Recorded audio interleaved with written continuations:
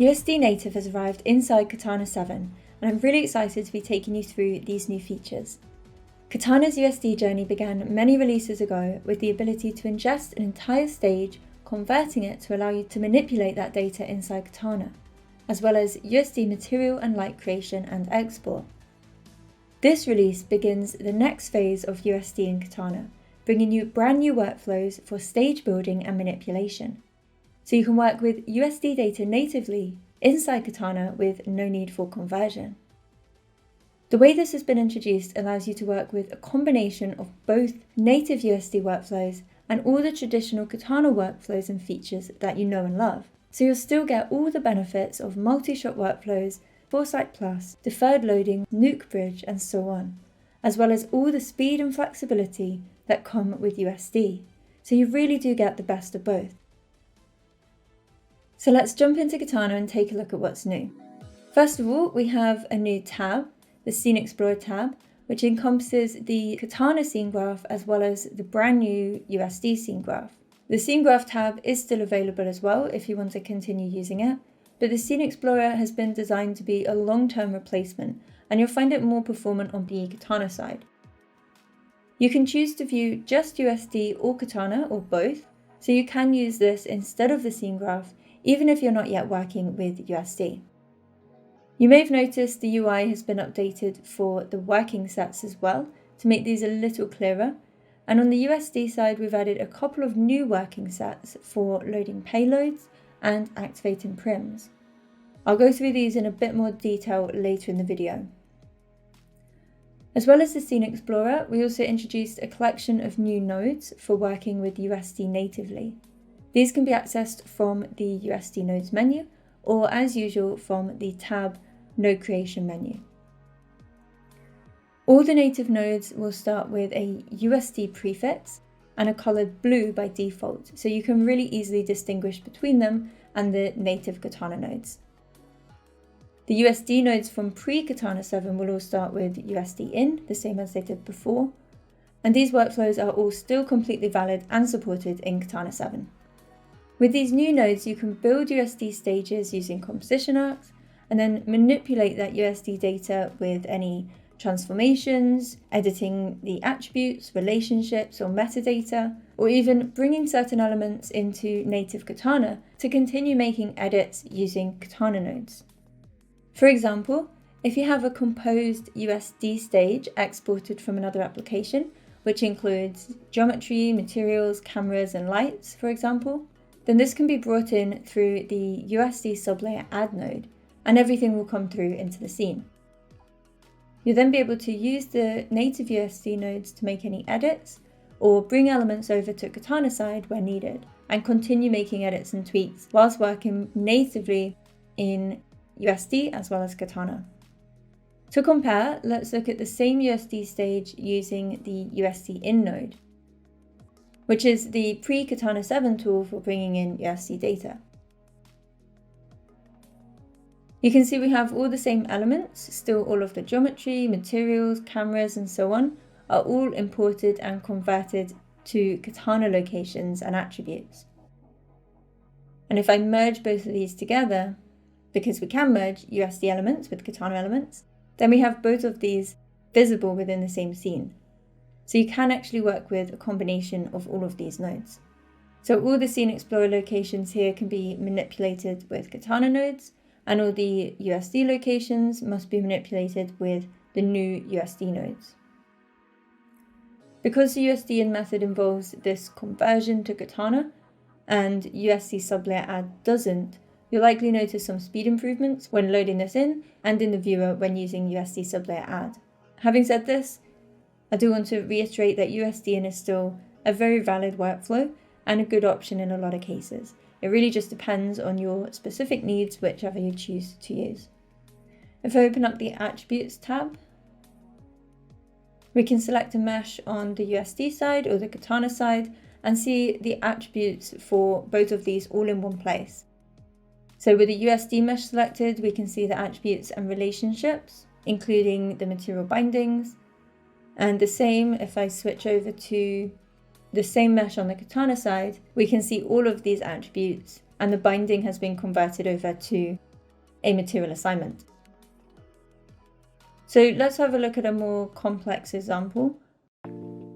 As well as being able to bring in an entire stage natively, we can also build up that stage inside Katana. As I'm building up this scene, I'll refer to the USD glossary documentation when talking about USD specific terms. This is a really great resource to find out more about any USD concepts, and because a lot of the workflows I'll be following relate to native USD rather than Katana, there's a huge amount of information online in this glossary and elsewhere, as well as inside the Katana documentation. So the first thing I'm going to do is set up the structure for my scene hierarchy by creating prims for each element that I'll be bringing in. This is necessary because when I import the scene elements, they'll need to be loaded to prim paths that are already defined. Otherwise, they'll be created with over specifiers and therefore won't be included in the stage traversal. The USD prim create node can be used to create these locations. Using this node, you can choose from a lot of different prim types like planes, cubes, cameras, or shaders if you want. This list is dynamic, meaning that it will be populated by querying your USD version. For defining the hierarchy, I can just leave this blank, as it was set to by default, and I'll just add the paths that I want to create. I'm going to jump into the file structure for this asset for a sec, just to give an idea of what these paths I'm creating are for. So for this particular asset, I have a sequence of 5 shots. And at the moment, I'm going to focus on the sequence files as I only want to be setting up the hierarchy for the sequence level at this point. Everything else will be done for each individual shot. So the environment is built up of just 4 parts, which are duplicated and positioned to build up this full set. So we have the doors and the hallway sections, and we have just one character payload, which again is duplicated multiple times. And the same if I jump into the props. So the same for this gun prop. And then I have a turret prop. So the way I'm going to structure this is to bring in each asset's payload into a location and then reference in the look. Then I can inherit or specialize from that location to each other location that's needed, so that I can then reference the relevant layout or animation. By doing this, I'm really breaking down what would likely already be included in a USD file, but I want to show how these steps can also be carried out natively inside of Katana. So let's jump back into Katana and I can start getting this all set up. First, I want to set up the locations for the different aspects of the scene. The payloads will be loaded under these locations, so I'm going to use the class specifier because classes won't be included in stage traversals, but can still be inherited from. And it's the inherited locations that I'll want to be included. So I'll enter the paths for these. I'm using an underscore before each location that I add. This is a Pixar naming convention for classes, and it makes it really easy to identify them in the Scene Explorer. But you can use your own naming conventions here as well. And I'm just going to add one path for the environment, the props, and the characters. Once I've done that, you'll see that we don't yet have anything in the Scene Explorer. And that's because we need to enable this prim spec hierarchy option. When it's disabled, you can see in the tooltip here, all but the final prim will be set with over specifiers, which isn't what I want in this case. I need all the locations to be set as classes. So when I enable it, we can see those locations that I've created over in the Scene Explorer. Then I want to add some defined locations under these classes, which will be the locations where each payload is loaded to. So I can use another prim create and grab the class locations. Then just add another prim for each asset. So I have my hallway section,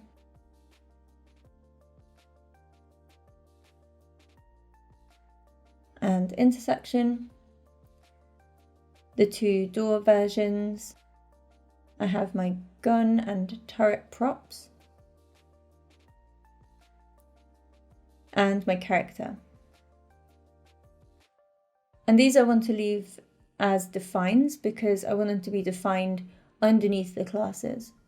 And I'm going to leave the prim-spec hierarchy option unchecked because if I check this, then my classes will be overwritten as defines, and that's not what I want. I want these locations to be classes and these to be defines. So now I should be able to see all these locations over in the Scene Explorer. At the moment, they won't be included in the scene traversal because they are children of classes, but when I come to inherit from these locations, I'll be inheriting a defined prim, not a class. This will probably make a bit more sense when I start loading in the assets. So let's do that now. I want to load in my payloads to these locations and then reference in the look. I'm just going to jump back to the file browser for a second to show. So you can see I have my payload USD file and then a look file as well. And I have these for each asset. Depending on how you exported your USD data, you may also have an assembly file like I do here, which if we open this up, you can see it appends the payload and look as a reference within the file. So I could just bring in this assembly file and that might be a preferred workflow for you. I'm going to demonstrate both methods. So first of all, I'll use a USD payload set node to load the payload in. This node is pretty self-explanatory. It lets you load in an asset using the payload composition arc. It's common practice to use payloads for each asset as opposed to other composition arcs, because payloads have the added benefit of the option to be loaded or unloaded. This loading can be controlled using the payload working set. I'll demonstrate this a little later when we have more of the scene set up. So I'm going to start with just one of these assets, just so the workflow is really clear, and it will be the same workflow repeated for each asset anyway.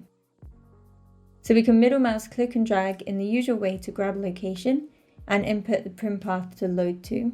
Then I'll navigate to the payload USD file.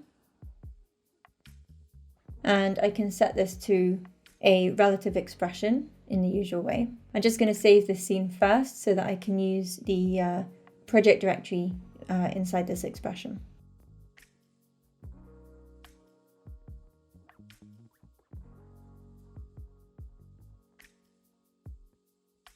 Now I have my payload loaded under this location. If I expand this out, we can see that here in the Scene Explorer, but nothing in the viewer yet, which is expected because it's loaded underneath a class.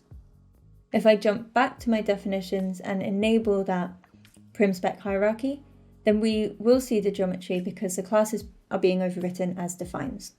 So now these locations are being included in the stage traversal. Just to demonstrate, now if I enable the payload working set, you can see that it's no longer loaded because I need to manually choose which payloads to load. In a similar way to the viewer or render visibility working sets that you may be used to. Again, we'll dive into this in a bit more detail once the scene is set up. And I'll make sure to turn that checkbox off again.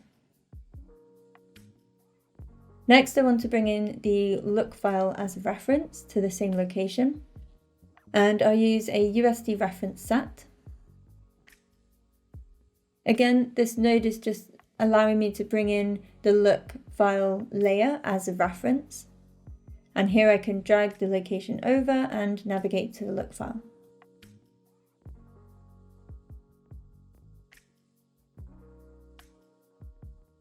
And now we should see our materials loaded in as well. So if we find them in the Scene Explorer, there we are under root materials location. I can see all the materials that have been brought in through this USD look file. And we can also check that the material bindings have come through correctly as well using the attributes tab. So if I click on any of the meshes and open up this tab, we can see the attributes as well as any relationships, including the material bindings. And these have all come through because they're baked out with the look files. As we can see, if I open up the look file here, you can see all the bindings are contained within it.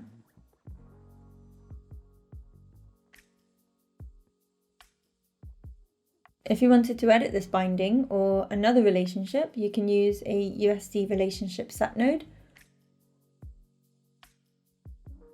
or a USD attribute set node for editing the attributes.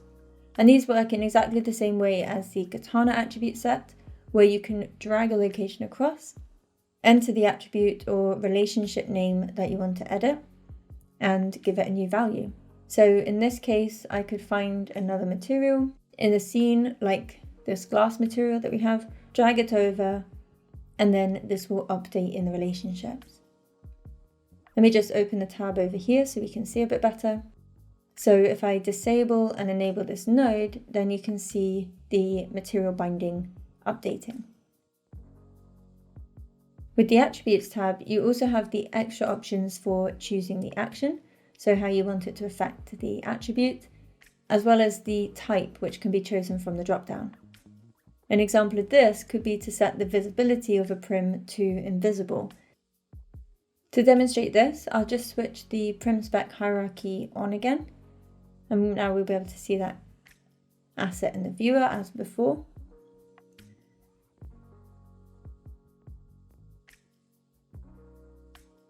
But if I change the visibility, which is a token, to invisible, then this geometry will no longer be visible in the viewer. And we can also see that reflected in the attributes tab as well. So this is just a couple of quick examples as to how you can use these nodes. I'm going to delete them as they're not needed for our scene setup.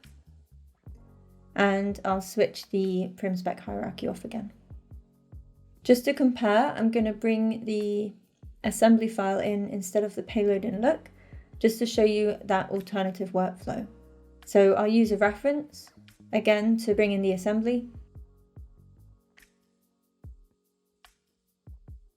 And you can see that we get the exact same result as before. The payload is brought in and the look is referenced with the material bindings, which we can confirm in the attributes. The only difference is that this prim kind is an assembly as opposed to a component. And because the kind is metadata on these prims, we could actually edit this metadata and change the kind from assembly to component or vice versa using a USD metadata set.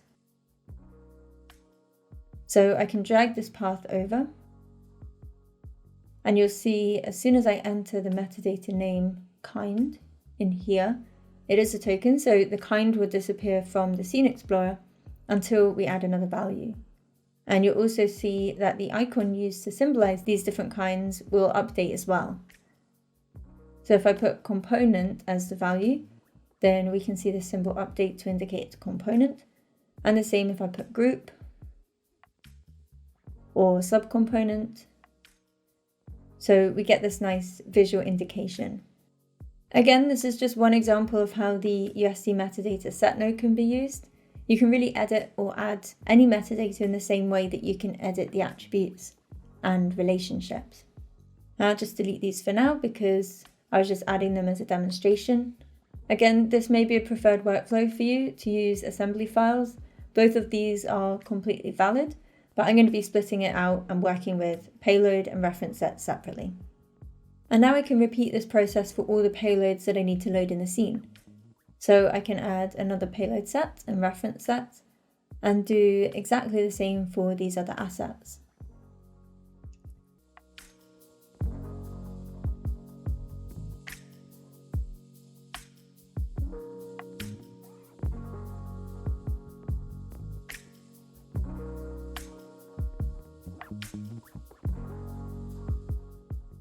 I'm actually going to use group stacks for these as it's a really nice way of grouping nodes when you have multiple of the same node type. So then I can really easily just create new nodes and adjust the parameters all from the top level.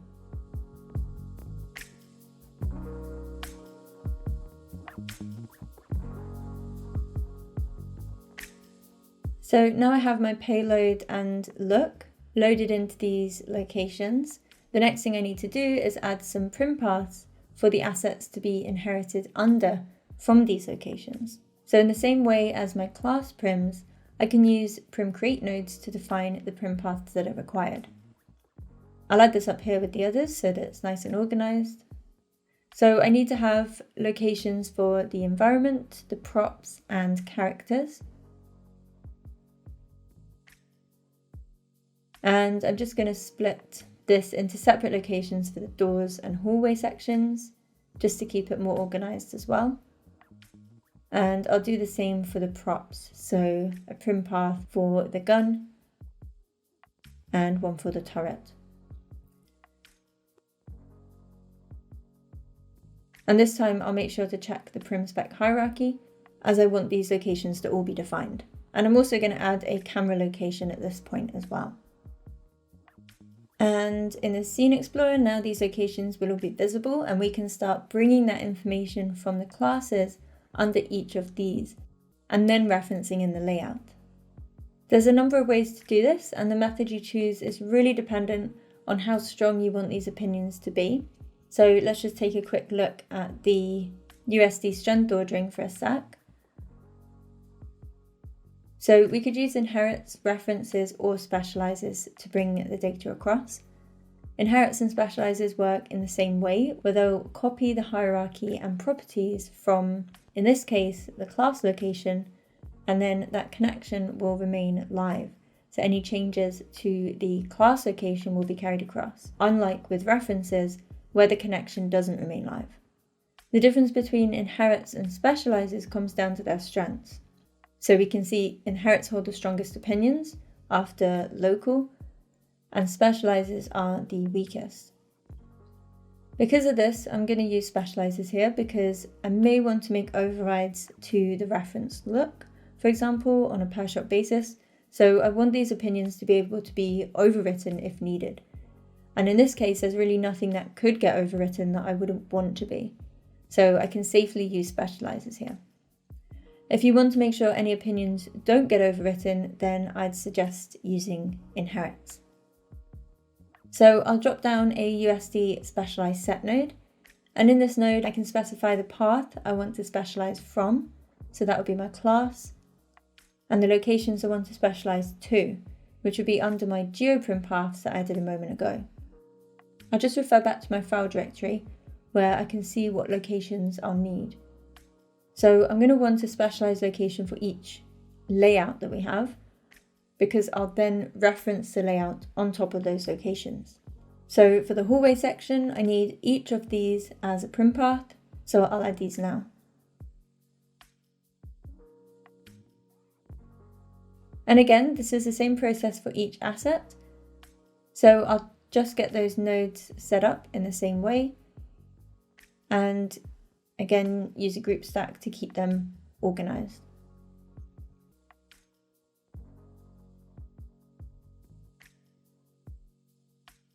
While I'm setting this up, I'll just explain the process and why I'm doing this again, maybe so it's a bit clearer.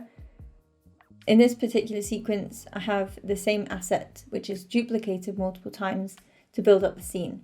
So it makes sense to have my payload and look loaded to a class, which can then be inherited or specialized from.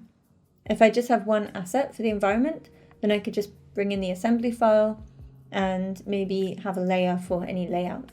But with this process, I'm also trying to demonstrate how much is now possible inside Katana itself. So I'm really breaking down these steps. And once I've done that, over in the Scene Explorer, we can now see that there are locations underneath the geoprim paths, as everything has been specialized from the class locations. And if I expand out these, then we can now see the assets in the viewer.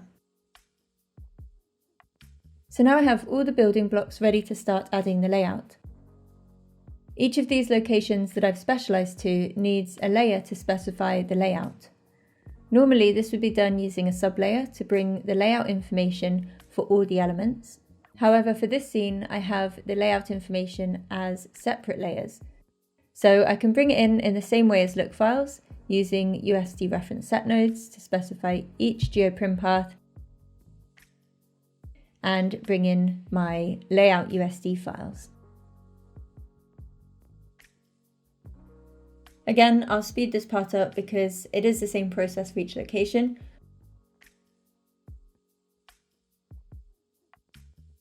But you can see as I'm adding these in, the layout and our environment is updating in the viewer. And we can imagine each of these references coming from a different department. So I'll be getting my payloads from modeling, the look from look dev, layout from the layout department. And this is really one of the main strengths of a USD pipeline, as you get small overrides exported rather than entire huge assets. So if the layout for one particular asset needs updating, it's a very small file to write out and very easy to switch over at this stage because the reference file can just be overwritten. And the same goes for the look and animation and any other layers that build up your stage.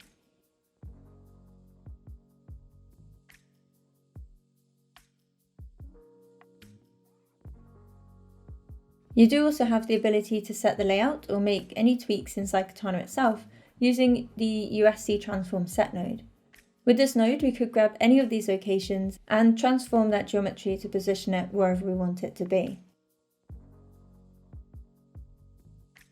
The transform can also be placed after the references and it will still be applied because local opinions are the strongest out of all the composition arcs.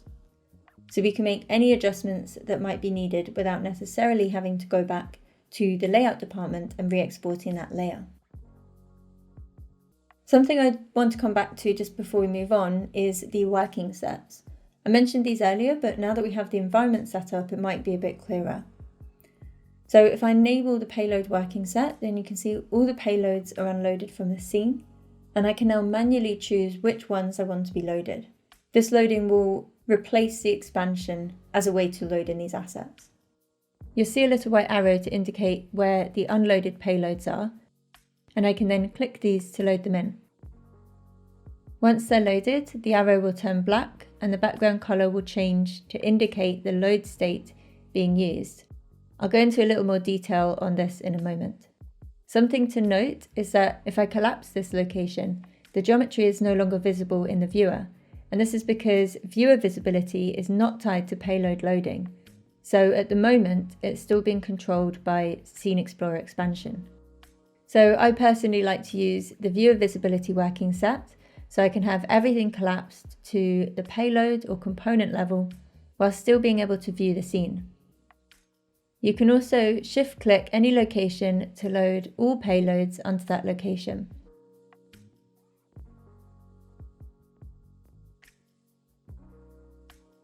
Or highlight multiple locations and click to add or remove them all. These load states reflect the behavior and naming of the USD payload loading rules, and were designed that way to align with USD conventions. If you right-click, you'll see these load state options with the color coding.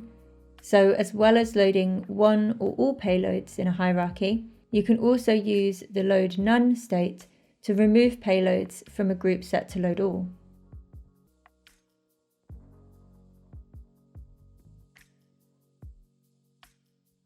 And this is the same for visibility.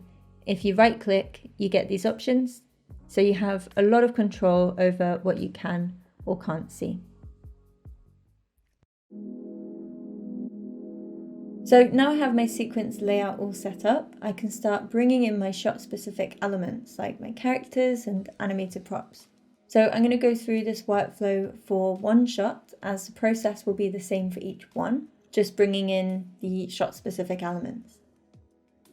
Before I do this, I'll just add some backdrops to tidy up and organize my node graph.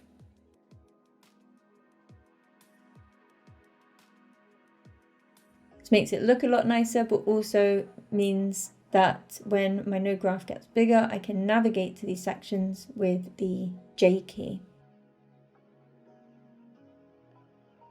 So I'll start with one shot, which is shot 350. The first thing I'll bring in is my shot camera. So I'll load that in as reference. underneath the camera prim that I already created.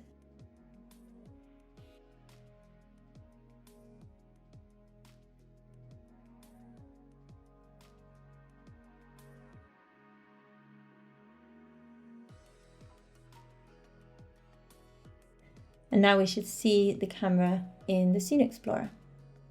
And then the process is fairly similar to my sequence setup in terms of specializing from the classes under the geoprim paths and then referencing the layout, except instead of layout, I'll be bringing in the animation. So if I just jump back to my file browser again, we can see what locations we need to specialize based on the animation included in the shot. So for this shot, I have 8 characters, 7 gun props, and 1 turret prop. So I can refer to this when specializing from my classes.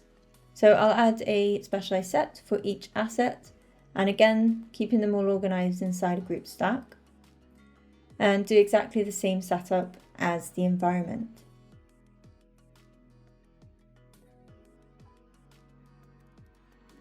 Adding the class as the specialized path, and then creating new prim paths reflecting the files in my folder. Now I have these, I just need to layer in the animation. So I'll use a reference again for this, exactly the same setup as the layout. So I'll add a reference set and organize them into a group stack. So I'll need a reference set for each character, each prop, and then I'll just be loading in the shot-specific animation file for each one. And I'll jump into the project settings and set the frame range so we can see all of this in the viewer.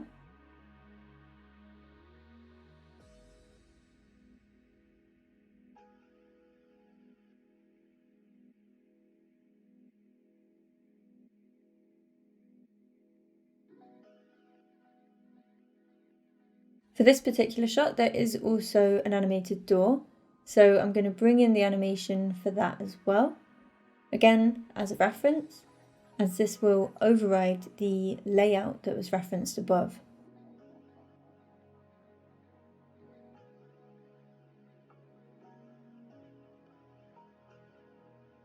This is because if 2 opinions have equal strengths, as in this case they're both references, then the order in the node graph does come into play. You can also set which opinion will be stronger by reordering the list. So it's set to prepend by default, which adds it to the front of the list so that it's stronger than any other previous opinions. You also have the option to append, which will add it to the back, so the layout reference will be stronger in this case. You can also delete the value or reset the list completely. The behavior for each of these is explained more in the USD docs. And now we have our shot set up, and we have some really nice speedy playback as I scrub the timeline, because all of this is brought in as native USD data. Something to note is that viewing through USD cameras isn't yet supported, so to do this I can use a USD to Katana node to bring just the camera across. And I'll bring it to a root world cam location. Now we can see over in the Scene Explorer that this location has been created under the Katana section, and the camera object is here, and it's been removed from the USD side. If you wanted to keep it in USD as well, then you can uncheck the deactivate prims checkbox, but there's no need to do this in this particular case. Now I can view through this camera and see all of the shot elements.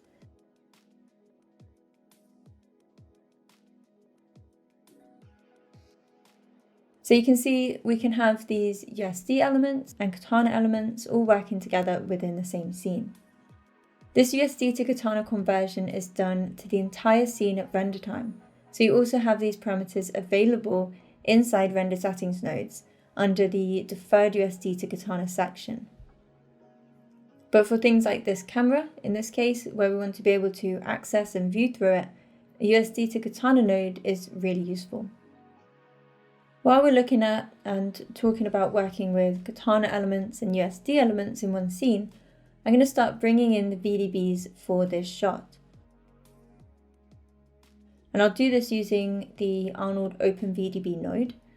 So I'm going to merge this in above my USD to Katana. I'll change the path to volumes/turret VDB because these volumes are for the turret prop. And then I'll navigate to those VDBs which are in my shot folder.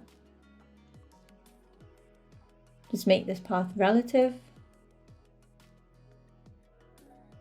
and remove that frame range from the file path.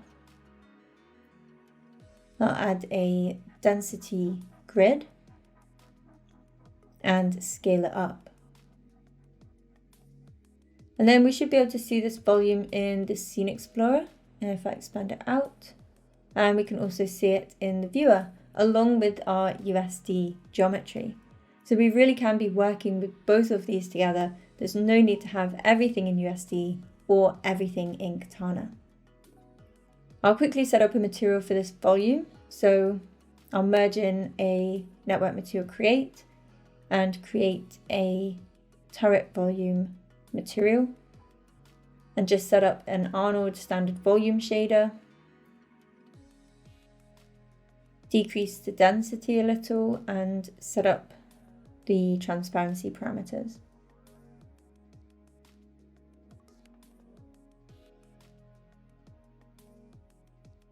Then I'm just going to assign the material to the volume.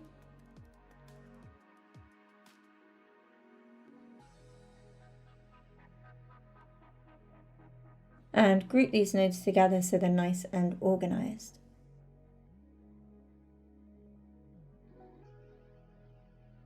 I have another VDB which can be applied at a sequence level because it's used in a couple of shots. So I'm going to copy this group and set that up now.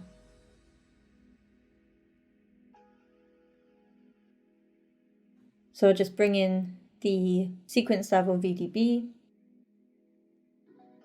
and change the location name and the material name and assignments.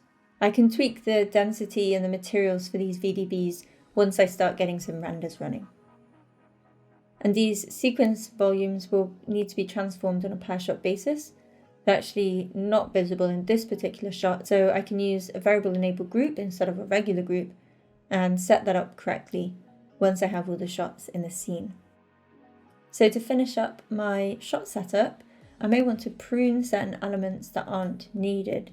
For example, in this shot, the camera is focused in this area of the environment. So on these two hallways and this one door. So I could prune all these other hallways and elements from the shot. To do this, we can set these prims to inactive using a USD active set.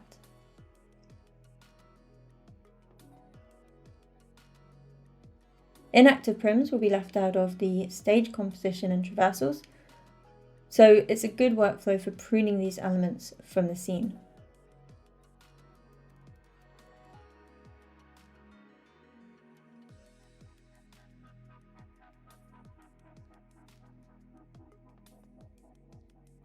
Jumping back to the Scene Explorer, we can also set items to be active or inactive using the active working set. However, unlike the node, this working set will only affect the viewer.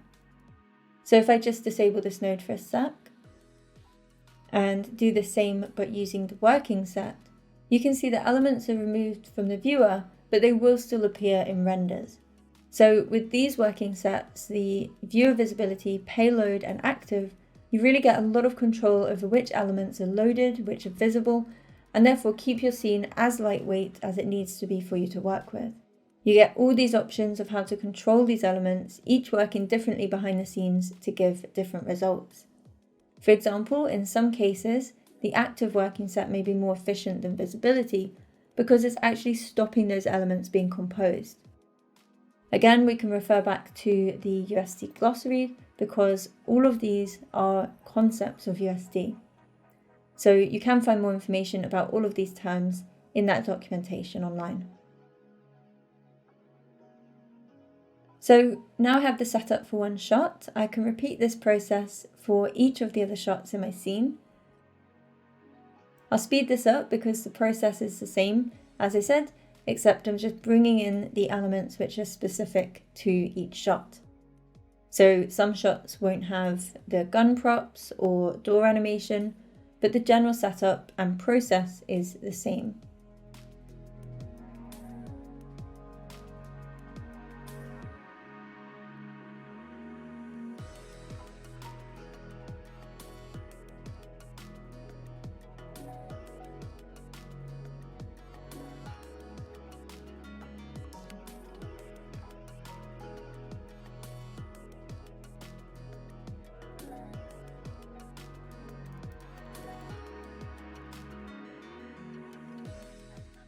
Once that's done, I can plug each of these into a variable switch so that I'll be able to switch the shot with a graph state variable, which I'll quickly set up now.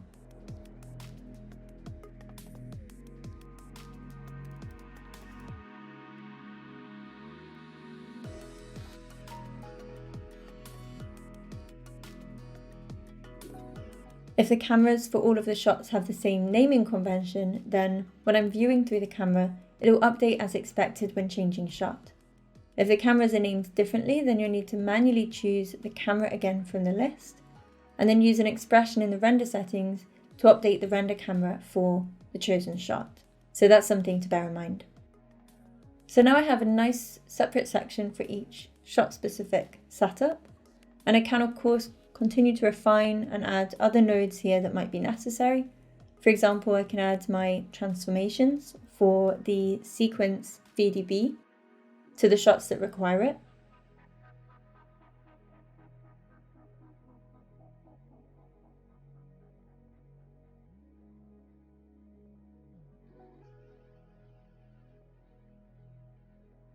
And while I'm doing that, I can also switch this over to a variable enabled group for the sequence volumes, as it is actually only 2 shots that need them.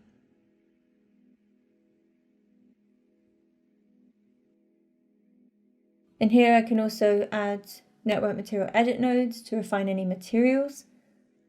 For example, I can tweak my volume materials on a per shot basis.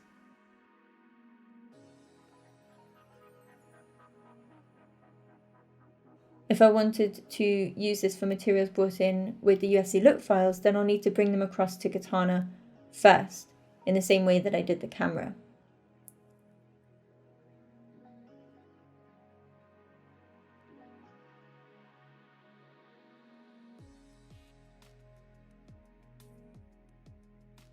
And I can add any other transformations, attribute set, relationship set for any elements and any other refinements that might need to be made at this level. Depending on how you prefer to set up your templates, you could add any shot-specific lighting within these same sections and have the sequence lighting set up here somewhere.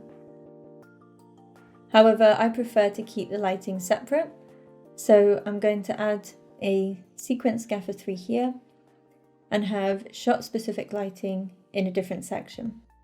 I won't go into too much detail about the lighting setup of the scene in this video because I want to stay really focused on the USD specific workflows. We do have a lot of content on the Katana Learn page if you would like to watch any tutorials focused more on lighting workflows. I'll add a render settings and bring in the camera so I can start setting off renders while getting all of this lighting set up.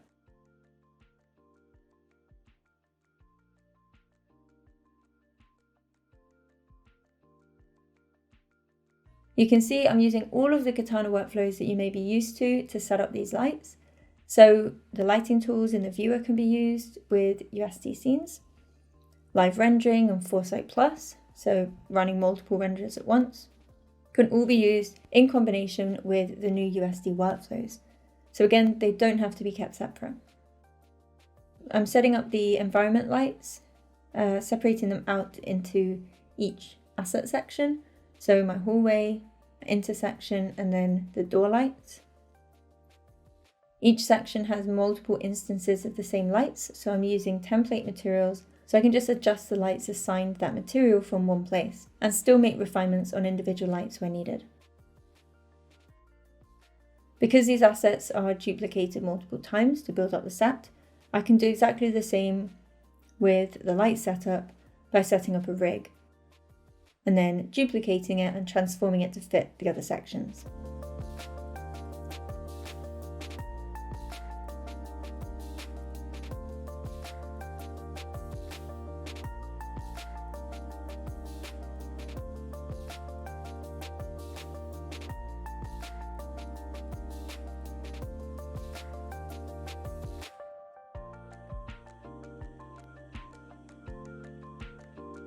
And I'm going to have a similar setup to up here, except for my lights. So for each shot, I'll add gaffer 3s to make overrides to the sequence level lighting where needed.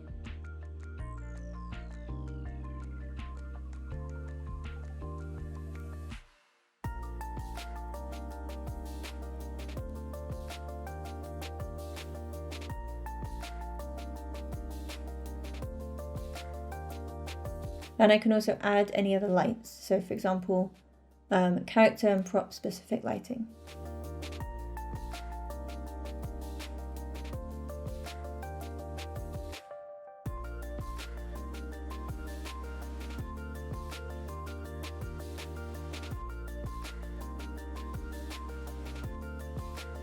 For light linking, you'll need to reference locations from the Katana side. So you can either use a USD to Katana node to bring those elements across, or a nicer workflow could be to add the location for where the geometry elements will be brought once the deferred USD to Katana conversion has been done as part of the render process. To do this, you could enable implicit resolvers to be able to see those locations in the Katana Scene Explorer, and just add them to the on or off parameters. So with my character light, I want to turn it on for the char location and off for environment and prop. And then I can disable implicit resolvers again, and I'll just solo this light and set off a render to make sure it's working. And yeah, it's being applied just to the characters.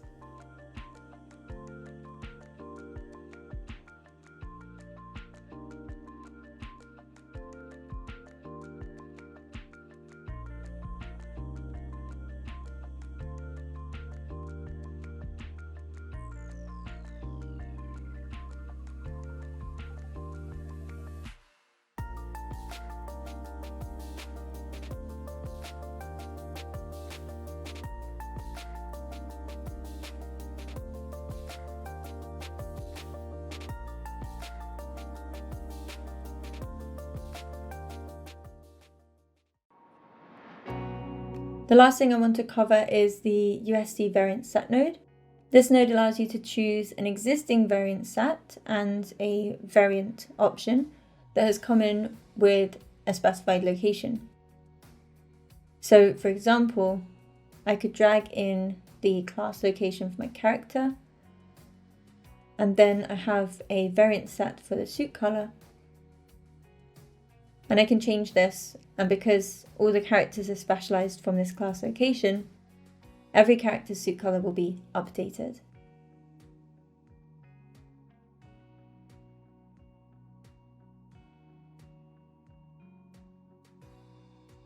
And if I wanted to update the variant for specific shots, I could add the variant set into those shot-specific setups as well.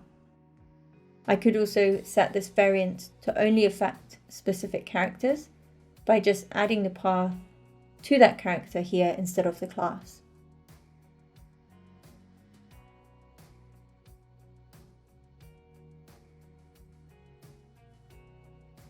Any variants which are coming through USD nodes can be set using this node, whether they're material variations, geometry, or any other scene variants that might have been baked out.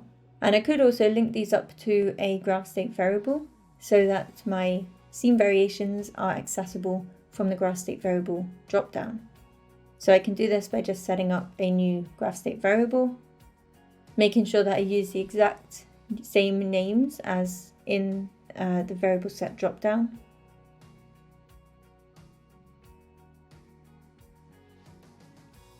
And then I can use an expression in the variant field to link this option to the graph state variable.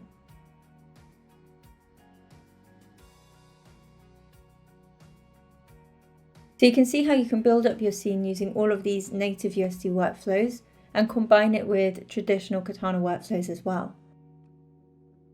And from here you can continue with all of your usual workflows for your AOV setup or render layer setup,